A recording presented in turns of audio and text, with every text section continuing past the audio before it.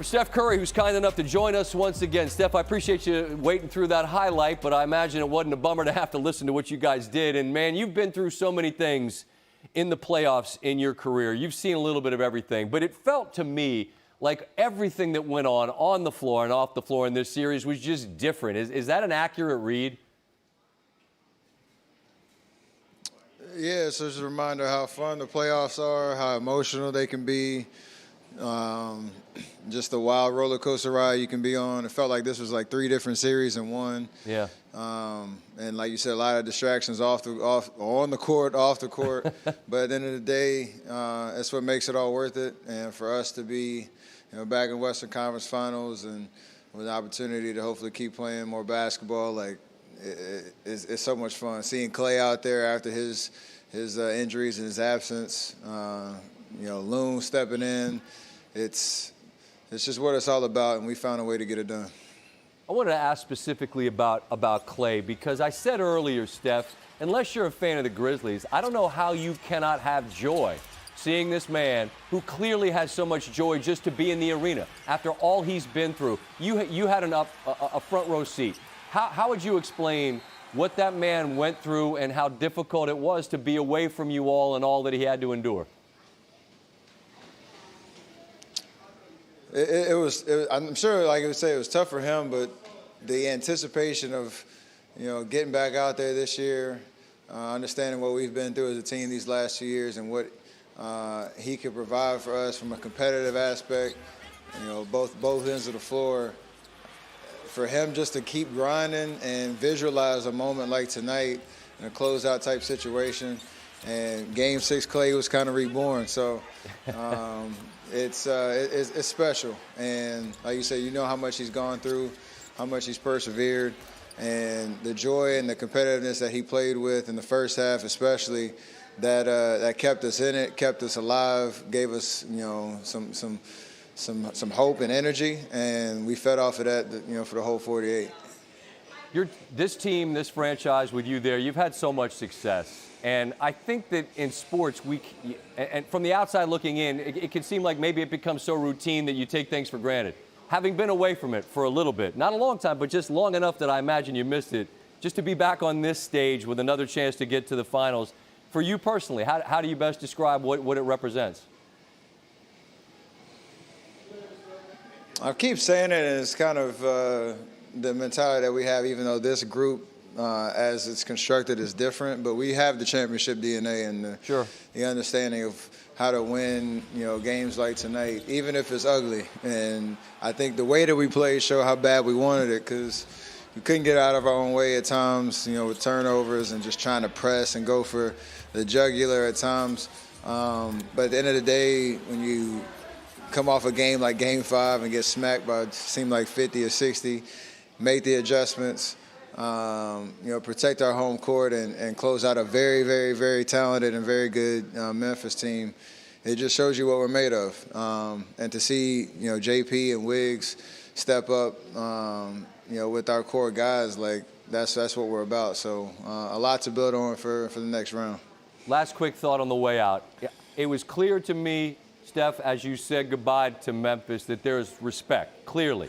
And at the same time, I have to imagine it was probably like, all right, that's about enough from you all. I wonder what Memphis all year long kind of represented, because, I mean, they're on the come up, and there they are. They're the 2 seed, and they're a lot, and they're going to be around. I just wonder what they have been to you throughout the year. It started last year in the last regular season game and the playing game where, we're chasing the 8th seed and they were the 9th seed, and we beat them at the end of the regular season, and then we lost in the playing game, and then our courses collided in the second round. And like, you forget that they were the 2 seed for a reason. They play well with Ja, they play well without Ja. And for us to, find a way to just battle again, make the adjustments, there's nothing but respect for, how they're constructed, the talent that they have. They're a young team and they're going to be around for a long time. But it's nice to move on and be the team that remains standing. So it's a good feeling. Congrats we get to continue watching you. I know you're a golf guy. This programming note, Steph, next week we'll be calling the PGA Championship. So if you're bored during the day and you got nothing to do when you're done with practice and shoot around, you know, you just fire up the tube and watch some golf. We'll be there for you. You can count on that. I don't know what the schedule looks like starting on Wednesday, but Southern Hills is going to be nice to watch. So good luck to y'all. We'll do our best. I don't make the cut or miss the cut, man. I don't have to play. You're the guy in the arena. Keep doing your thing. Always appreciate your kindness and your time, Steph. Thank you. Absolutely. Steph Curry and the Warriors move on. Sixth team since the merger with 6 conference finals trips in an 8-year span. They made 5 consecutive finals before missing the postseason each of the previous 2 years. Every one of those teams made multiple finals. The Warriors looking to join the Bulls as the only team to make the finals in 6 of those years. Some more thoughts after the game, beginning with Mr. Game 6. Today, you know, I was thinking about the last couple years and what this team has been through, what I've personally been through, and to have another closeout game at Chase Center, it gave me butterflies. I was nervous all day, but I just had so much fun tonight, and I'm proud of this team for being so resilient. I used to take it for granted and just think that, like, that's the way it's supposed to be, you know, to make the West Conference Finals. And the reality is I still think that to make it back here and, you know, after the last 2 years that we've had and the dynasty over talks and, you know, all that nonsense, this one feels good. How debated was the Looney start, and why did you end up deciding to go with it? It was debated a little bit, but the reality of it was Draymond's call, Draymond and Steph's. And it's our job to give our players confidence, and they looked us all in the eye and said, that's where we're going to get our confidence. And they've done it before. Draymond has carried this organization for years with his hard hat. You know, obviously Steph and Clay with their shooting, but what Draymond does, it's unbelievable.